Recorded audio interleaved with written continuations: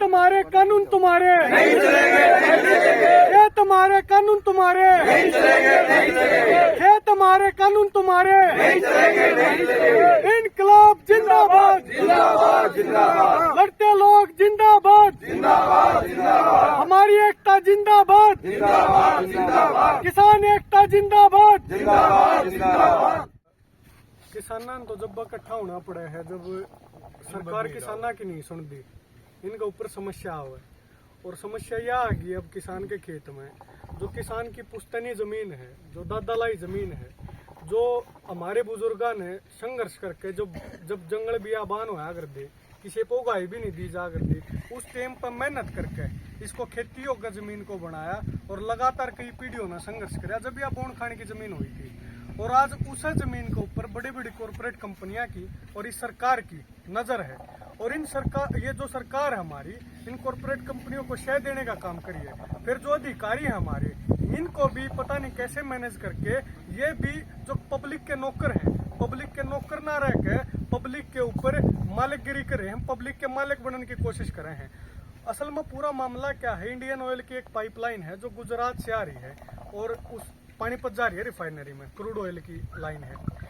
वह दबदी आवत थी पीछे कई गाँव में, जैसे लाखन माजरा की मैं बात करूं, काम रुकया, शीसर खास गांव होड़े काम रुकया, दादरी में काम रुकया, और ये भी आ गई थी आड़े गोहाना एरिया में। यो बड़ा क्रांतिकारी एरिया है, जागसी, गंगाना, बुटाना और फिर कोड़ा, खेड़ा, बनवासा, गढ़वाल, इनकी सीमा में कभी लाइन जावा है। याड़े क्यों है, याड़े के जब लाइन तब बनाई तो पुलिस की न लेके, पुलिस फोर्स ने लेकर जबरदस्ती कंपनी के कर्मचारी लाइन को दबाने का प्रयास कर रहे थे। हमारे आदमी ने बोले भाई इतना तो हमें 1 रुपया दे रही इस लाइन का मुआवजा के तौर पर, बारिश हो नहीं रही, बड़ी मुश्किल तक धान लगाए हैं और तामीन दाना बाढ़ लाग रही। 60 फुट का एरिया है जो जिसमें वो लाइन दाबा है, जो एक उसका किला का यूज हुआ है, ऑक्यूपाई हुआ है, तो किला 60 फुट में लाइन वो खींच के, डोली खींच के और मशीन ने हंडा गए, किसान की फसल बर्बाद कर दी। मतलब पकी पकाई हरी फसल बाढ़ की डाल हुआ किसान के, और उस फसल को खराब करने का काम करने लग रहे। दूसरा भाई तम चलो कर लो काम, हम विकास के विरोधी नहीं है, डेवलपमेंट के हम विरोधी नहीं है, लेकिन उचित मुआवजा तो दोगे। मुआवजा के नाम पर कलेक्टर रेट का सबसे पहले तो 40% वो कम है कर दे हैं अगर किला, और फिर उसका 1/3 कर दे हैं। मतलब आप मान के चलो कि कलेक्टर रेट का भी 7-8-10% किसान का बंधा हुआ है, जो बिल्कुल अनुचित है, जो अपर्याप्त है। अब उसके बाद आप देखो हमारी जो सबसे पहली डिमांड इसमें खड़ी हुई, अब हमें जो मुआवजा मिलना चाहिए वो मार्केट रेट के ऊपर मिलना चाहिए। दूसरी बात यह है भाई ये एनसीआर का एरिया है, कूड़े का ना तो आपने CLU मिले, ना आप कोई कंस्ट्रक्शन का काम कर सकते, और ना ही आप अपना कोठड़ा तक नहीं बना सकते। पीछे तो जो किसानों ने बताया कि पीछे तो 2-2 फुट तक या दाबी है, बस कितने 8 फुट का हुआ है, कितने नुका बहुत गहरी दाबी। 2 फुट में तो किसान की जो पाइपलाइन हो, ट्यूबवेल की पाइपलाइन हो, पानी की पाइपलाइन हो, वह भी उस तक गहरी दबा है। तो आप एक बात बताओ, अगर किसान को उस लाइन को क्रॉस करना पड़ेगा, पाइपलाइन दाबनी पड़ेगी, वो किसके जाओगा भाई, वो क्यों पाइपलाइन ने लेकर जाओगा। तो जितनी भी ये नीतियां बनाने लग रहे हैं, वो फिर गजट नोटिफिकेशन ले आए हैं, वो एक्ट ले आए हैं, अब भाई इसके शब्द तारे हो बने।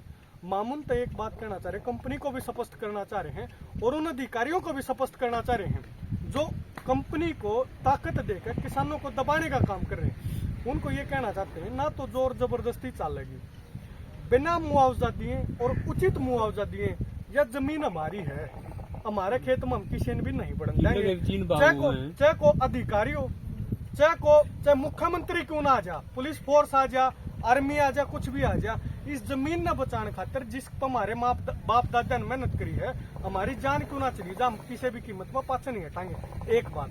दूसरी बात हम उन या वहाँ जो हमारे बुजुर्गों ने डराने धमकाने की कोशिश करें कि भाई न 1-2 किला देख के, या कोशिश वो बिल्कुल भी ना करें, या कोशिश उन्हें बहुत भारी पड़ जाओगी। और उसके साथ साथ हम एक बात यह कह रहे हैं, हमारी जमीन खराब हो रही है, अगर आप उचित मुआवजा नहीं दे सकते तो हमने एक बात और उन तक कह दी, आप इस काम को कोऑपरेटिव मॉडल के तौर पर डेवलप कर लो, किसान का इसमें 15%, 10%, 20% सब जाकर लो। जब आप या लाइन आड़े का जाओगी, जगह मेरी है, तुम काम कर लो। हाँ, जब या लाइन आड़े का जाओगी तो लगातार बेनिफिट तो लेगी ना। कंपनी को इंडियन बेनिफिट हो ऑयल रहा तो बराबर पैसे का होता है। कमाओगी। बिल्कुल बिल्कुल। तो अगर हमारे खेत में कमामू न जगह देने लग रहे हैं तो बेनिफिट के शेयर होल्डर बना लो हमने। तो हम मैं और दूसरी बात, कोई भी चाहे एसडीएम है कोई भी डीसी है, स्टेक होल्डर किसान है, और उसका बात करे बिना अगर जोर जबरदस्ती करेगा प्रशासन तो हम ये समझेंगे ये प्रशासन वाले कितने न कितने उनकी सेटिंग होगी इनकी गिला। वह सेटिंग कैसे होगी है, कंपनी के लिए आसान है। 100 आदमियों ने 5 गामा के आदमियों ने सेटिस्फाई ना करके एक अधिकारी को सेटिस्फाई कर दिया जाए तो हम कितने न कितने समझाएंगे। हमारे तरफ हमारे मैसेज युवा होगा कि आप लोग सेट हो गए, और जो आदमी सरकार के सेट हो रहा है, जो पीछे तक सेट हो रहा है, उस आदमी की हमारी नजर में कोई इज्जत नहीं है, कोई इज्जत नहीं है, और वो जनता का नौकर है।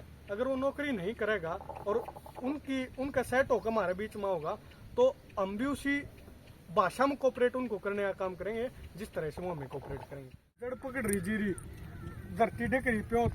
आप इस तय एक बात समझो, इस किले का कोई मुआवजा नहीं दे रहे, कोई पहले पीछा नहीं दे रहे, लेकिन इस जमीन में बढ़ गए और यह खराब कर दिया। पंचायती जमीन है, जो भाई बोल रहे हो तो पंचायत का मुआवजा पूरा देगा। पंचायत कौन सा उसने कह देगी तरह नुकसान हो गया टोटन बनवा लेगी, वो तो मुआवजा पूरा लेंगे। ठेका दे रखा पहले पूरा, और उसकी जमीन ने उसकी फसल ने कैसे नष्ट करके चले गए। दूसरी बात, जो ये सरासर तानाशाही कर रहे हैं, और यह तानाशाही इसलिए हो रही है जो आज देश में कानून बन रहे हैं। खेत हमारे हैं लेकिन कानून पूंजीपतियों के हक के बन रहे हैं। देश हमारा है, वोट डालने वाले हम हैं, सरकार बनाने वाले हम हैं, लेकिन जो आज पूरे देश में जिस देश को कृषि प्रधान देश कहा जाता है, वो देश की सरकार कृषि को केंद्र में ना रख के पूंजीपतियों को केंद्र में रख के कानून बनाने का काम कर रही है, जिसका हाल ये है आज इन किसान के खेतों में जो किसान होना चाहिए पानी लगाते हुए, आज इनमें पूंजीपति घुस गए इन खेतों में, और जो ये पूंजीपति घुसे हैं उनके प्रति हमारा पूरा विरोध है।